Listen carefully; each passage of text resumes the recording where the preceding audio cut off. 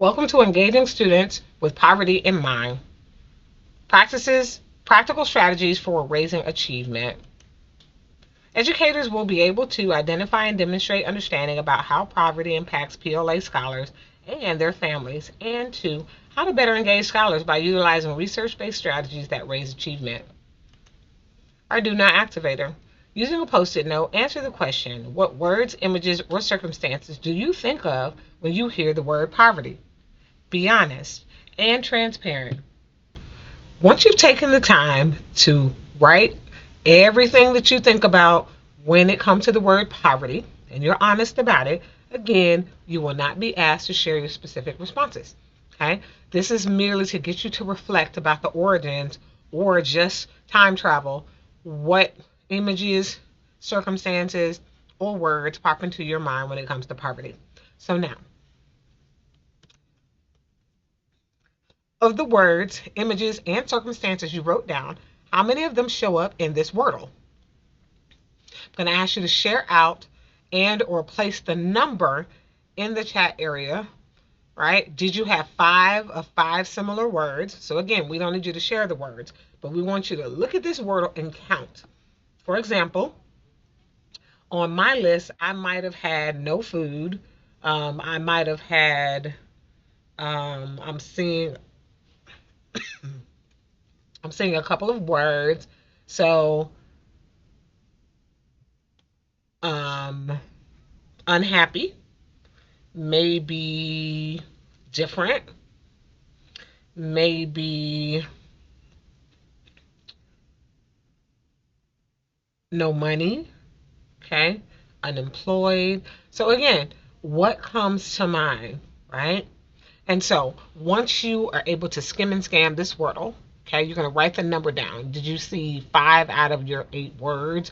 Did you find 10 out of your 15 words or circumstances that you put down? So where are their connections? So once you have that number, we will ask you to kind of share 5 out of 8 or 3 out of 5, that kind of thing. Okay. Now, next we want you to look at, were there any words that stood out to you? Starving, people, malnutrition, Africa, flies, no education. Were there any things that stood out to you that either you're curious about, surprised, or shocked?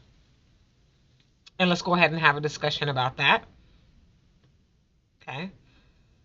And as we think about some of the things we see here, this is a wordle that was completed by 7th graders in the UK.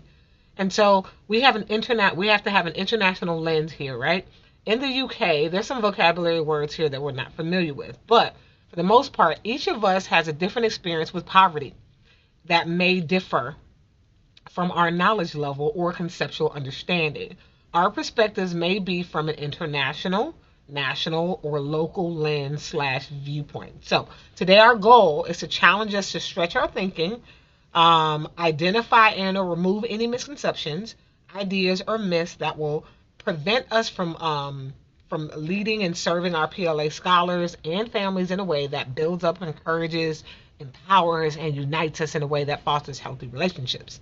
Now, I will address some of the words frequently that really stir people up when they see this wordle, right? Some people get upset when they see the word Africa. And so it may be offensive and or a sensitive mention in this wordle by some individual educators. It is okay for you to express that, right? But how do you think 7th graders in the UK might have come to this understanding, right? How much does media play a role in our influences, right? If you perhaps grew up, maybe in the UK, a lot of commercials were played on television and or on social media networks where you see commercials where ministry leaders are recorded doing missionary trips in Africa. And you see malnourishment, you see flies, you see the lack of food, food deserts and things like that. So media sources really can show, these circumstances, and that can help, unfortunately, to shape our perspective about what poverty looks like in Africa. But that's one parish, right? That's one region in Africa, and Africa is a huge continent, right? And so, how often does poverty look like in, like, how similar does poverty look like in a rural part of your city versus the inner city? Poverty might look very different. And so we want to keep an open mind, continue to learn. Now, there are some vocabulary words that are unique to the UK and not to the United States. And so we have, what is a council house? A council house is a form of British public housing built by local authorities. A council estate is a building complex containing a number of council houses. In the UK, when people refer to the council, they usually mean the local city government. Thus, council housing means publicly owned housing. It does not necessarily mean low income housing in the sense of public housing in the United States, but there certainly are many thousands of units that serve low income folks. Also, we see the word slum. A slum is a highly populated urban residential area consisting of density packed housing units of weak build quality and often associated with poverty, squatters or squatter settlements. The infrastructure in slums is often deteriorated or incomplete, and they are primarily inhabited by impoverished people. All right, and then we have the word favelas. In the UK, the term favela is not commonly used to describe specific areas, but it can be understood as a term for informal, often illegal settlements characterized by poor living conditions, high density, and limited access to basic services, much like in Brazil. While the UK doesn't have areas officially designated as favelas, it does have areas with similar characteristics, often referred to as slums, shanty towns, or informal settlements. These areas these areas may experience overcrowding, unsafe housing, and a lack of proper sanitation and other essential services. So, favelas really can be looked at as a term in the UK for slum. So, poverty, let's define that word, right? According to the Merriam Dictionary, the state of one who lacks a usual or socially acceptable amount of money or material possessions. And so we ask the question, then what is a socially acceptable amount of money? Well, poverty is not the same everywhere, right? What's socially acceptable living in Indianapolis may not be socially acceptable in California, may not be socially acceptable in New York, may not socially be acceptable in Washington, D.C. And so with that, the federal poverty level, the FPL, in 2022 for one person was $13,000 and a house of four was $27,000. Well, these changed. The federal poverty level in 2024 for a house of four, well, for one person was 15,000 and for four people was 31,000. And so if you only earned that as a livable wage, then you were at the federal poverty level. And so there are ways to calculate that, the livable state wage. Because of the MIT calculator, they have done a lot of the work for us. And so we want you to be able to answer the question, what is a livable wage required to meet a person's basic needs in your state? What are 2 to 3 data points that you, as an educator, should know about poverty within your city, state, or region? And so here we just have an example of a Florida worker. For one person in Florida, the livable wage is $39.71 an hour, right? And if a person works 40 hours a week and they have a 12-month job, most likely they're going to work 2,080 hours a year for 52 weeks yearly. That means it costs $82,000 to live in Florida. And not just Florida, but this one is ranked for Hillsborough County. So this is Tampa, Florida. And so we would have you all do the same thing for your cities and your states. How can this information support our work, and how we engage our families, coworkers, and sustain positive relationships? How can we govern ourselves to better support our families? All right, so we're going to have you take a field trip right now. You're going to pause the camera, and we're going to ask you to scan the QR code with your cell phone, or you can type the short bit.ly link. According to your region, we want you to find out what is the livable wage in your, not just your state, but your county. We want you to get granular, right?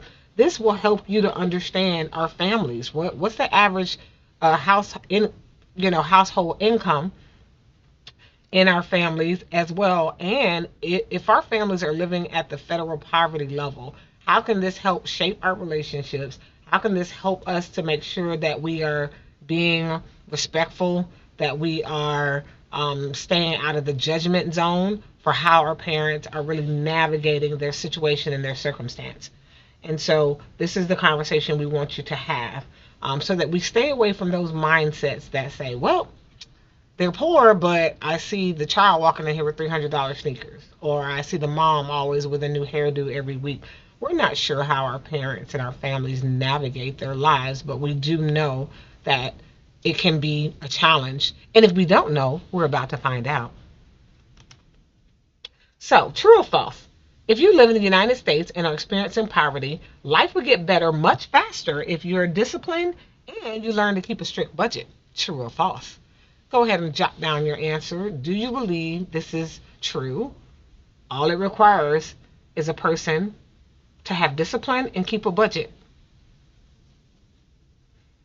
And once you write your answer, why or why not? Pause the timer, self reflect if you need more time.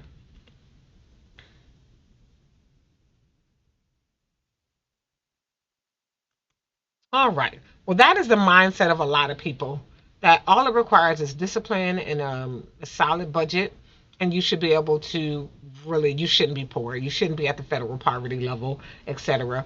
And so, what we like to do at this point is we want to give you the chance to see, we want to give you an amount of money that meets the federal poverty level, and we'll see how you'll be able to navigate this for the next 30 days. So, you only have $1,000. Your family and friends have limited resources as well. And what we will have you to do is see how you can survive with this.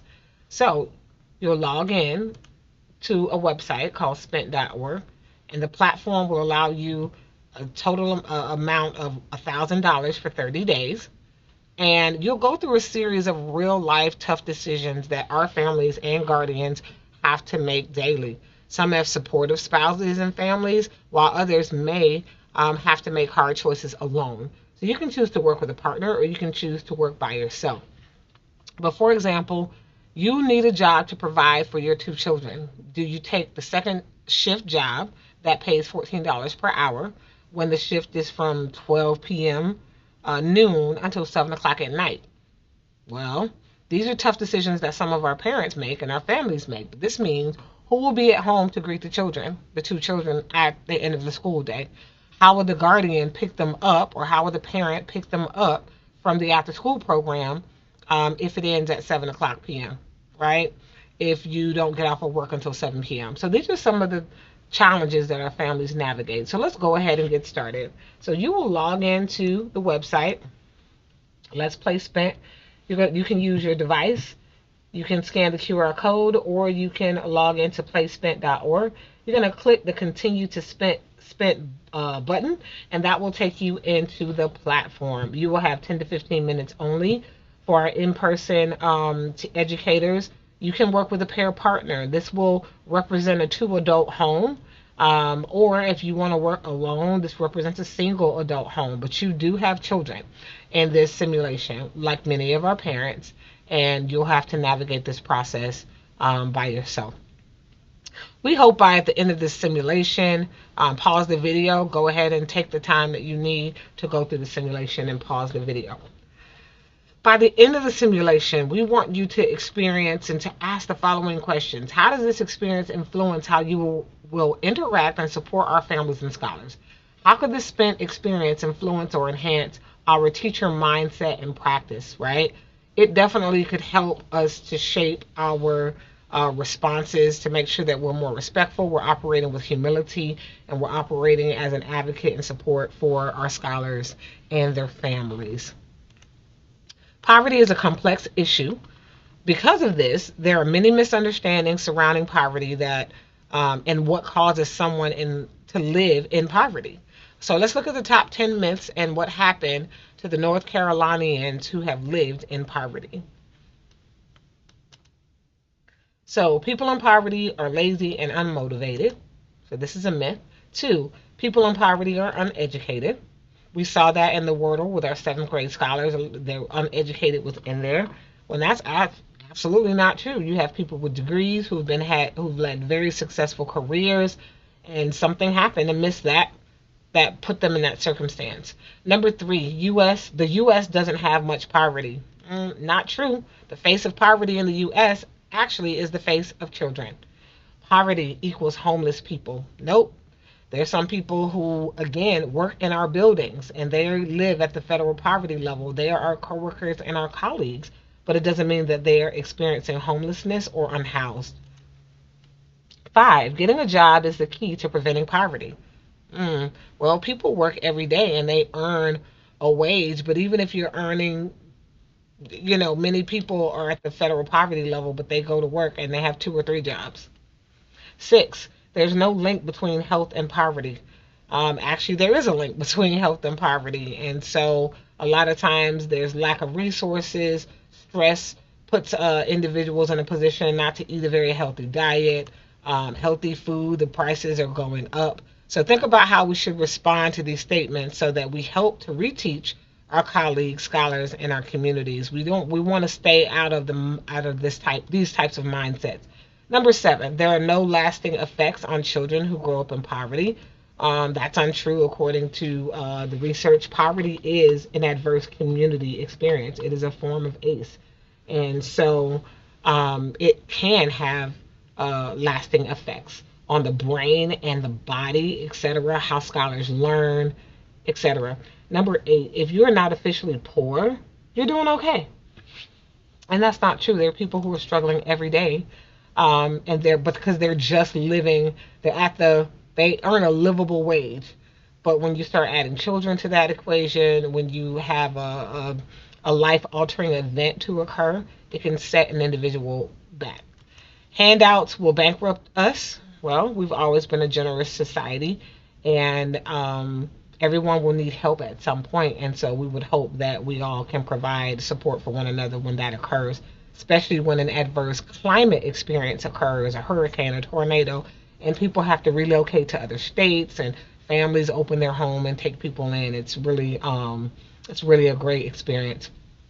Then we have number 10. It doesn't affect me. I'll never be poor. I think most people in that situation really don't believe it can be them. There's wealthy people every day. A hurricane comes through or some kind of natural disaster comes through and they lose a lot of things or something happens with them.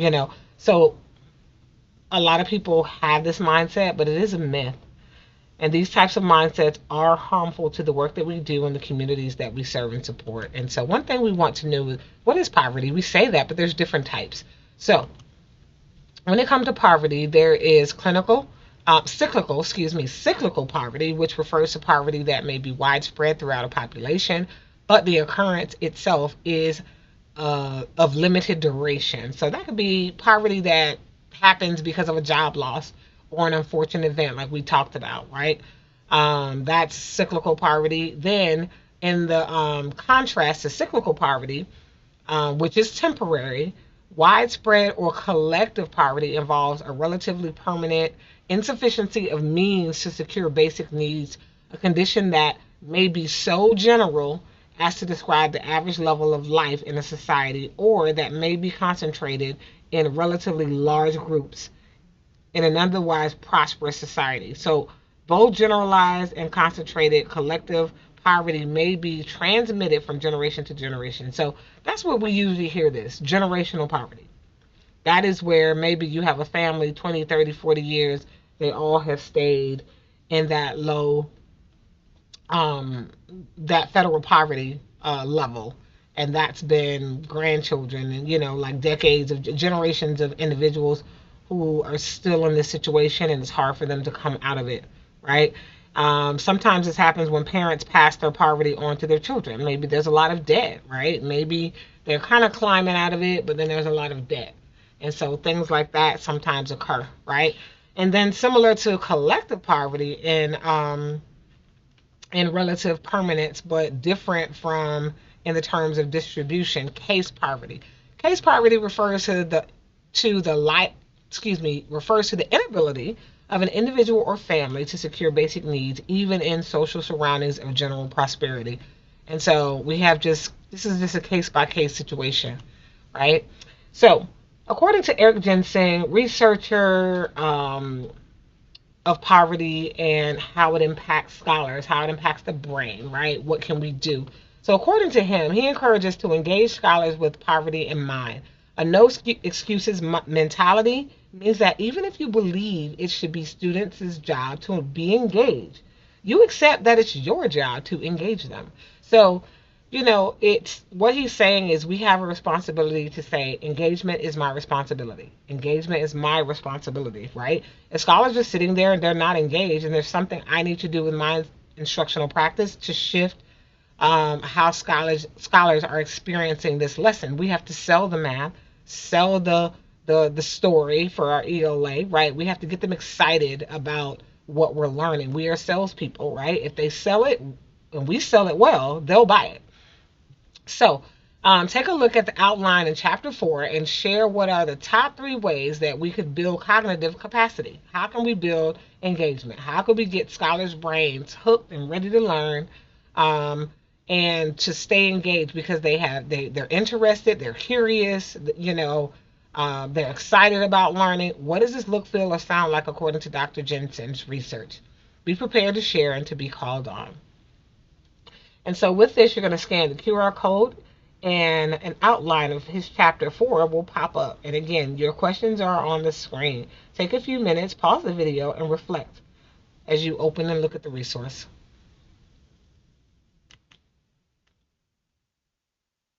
For example, this is what the chapter outline looks like. You should be able to find 3 ways to build cognitive capacity from chapter 4 of the outline. Some examples might include, but are not limited to, building attention skills and teaching problem solving and critical thinking. He gives us the actions of what we need to do, the rationale and commitment that we have to remain in to be able to get that done, and then the solutions. So these are the strategies essentially.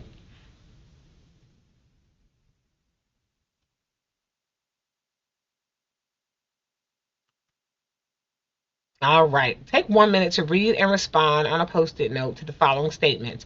Afterwards, you will be asked to reveal your answers to the group.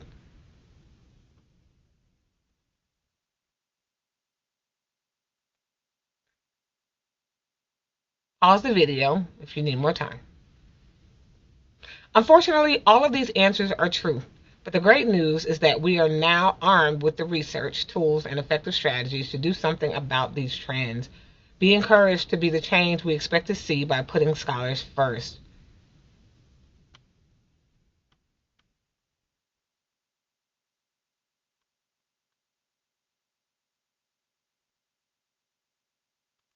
We have some other resources, training resources that can further your research and exploration, and the impact on education. So these are just some books, and we have some others that were suggested during our train the trainer session. So continue to share things that you know as we all grow together.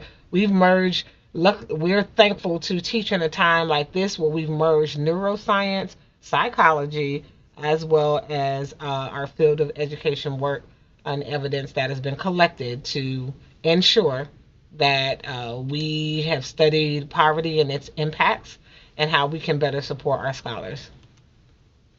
Now we'll ask for you to reflect during a 3-2-1 reflection. 3 things you learned, 2 things that interested you, and 1 question that you still might have. Thank you so much, and you have a wonderful evening.